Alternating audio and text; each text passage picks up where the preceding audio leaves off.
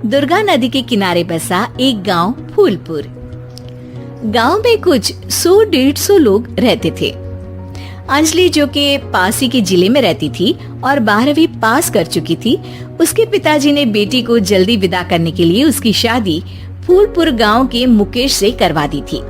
मुकेश कभी स्कूल नहीं गया था और इस कारण वो पढ़ा लिखा नहीं था और बाकी गांव वालों की हालत भी मुकेश जैसी ही थी।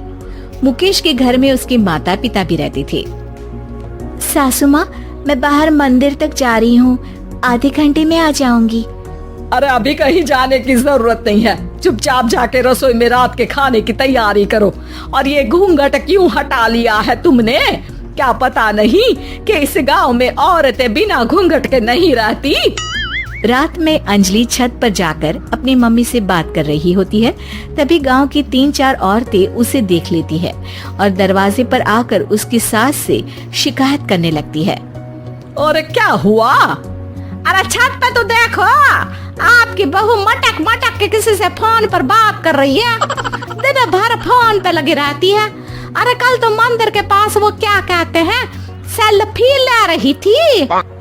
शहर की बहू रखना अच्छा शान की बात है, पर देखना इसके लक्षण से ये तो तुम्हारे परिवार को बदनाम ना कर दे।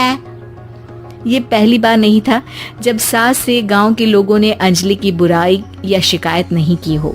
अब तो ये रोज की बात थी। अंजलि ये सब सुन लेती है। जब वो नीचे जाती है तो मुकेश भी वहाँ आ जाता है।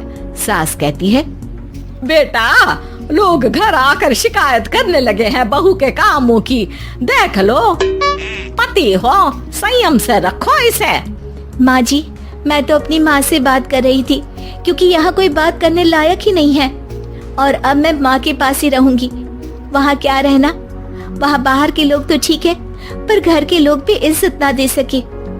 अरे नहीं नहीं अंजलि, ऐसा नहीं है, धीरे धीरे सब ठीक हो जाएगा, तुम फिक्र ना करो।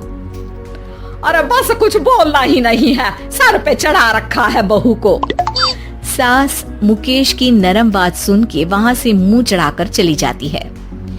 मैं तो कहती हूँ हम दोनों शहर चले जाते हैं।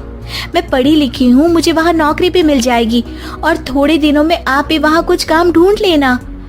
अरे नहीं नहीं अंजलि, हम यहाँ ना गांव का खेत, माँ पिताजी को छोड़कर शहर नहीं जा सकते।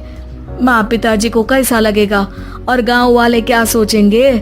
ये कहकर मुकेश सोने चला जाता है और अंजलि की गांव वालों द्वारा बुराई का सिलसिला बहुत दिनों तक चलता ही रहता है। लेकिन अंजलि गुस्सा ना दिखाते हुए समझदारी से काम लेती है। बारिश का मौसम चालू हो जाता है। जोरदार बारिश से पूरे गांव में हाहाकार मच जाता है।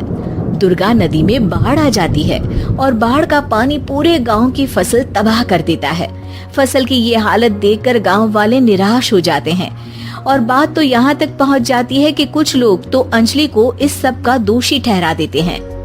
अरे पूरी फसल तबाह हो गई, पता नहीं किसकी नजर लग गई है। अरे जब से चौधरी परिवार में ये शहर की बहू आई है ना, तब से ही गांव की शांति चली गई है।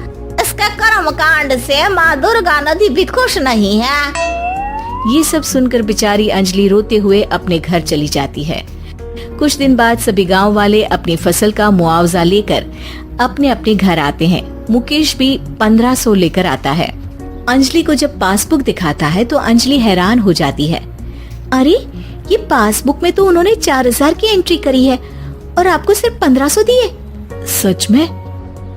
अरे वो सरकारी अफसर आपको बेवकूफ बना रहे हैं। सरकार की तरफ से हमें 4000 मिले हैं लेकिन बाकी का सारा पैसा खुद ही खा रहे हैं। आप लोग के अनपढ़ होने का फायदा उठा रहे हैं। ये सब सुनकर मुकेश परेशान हो जाता है लेकिन अंजलि उसे हिम्मत से काम लेने को कहती है और सुबह होते ही मुकेश को पंचायत कार्यालय ले जाती है और साथ में गांव के और लोगों को भी।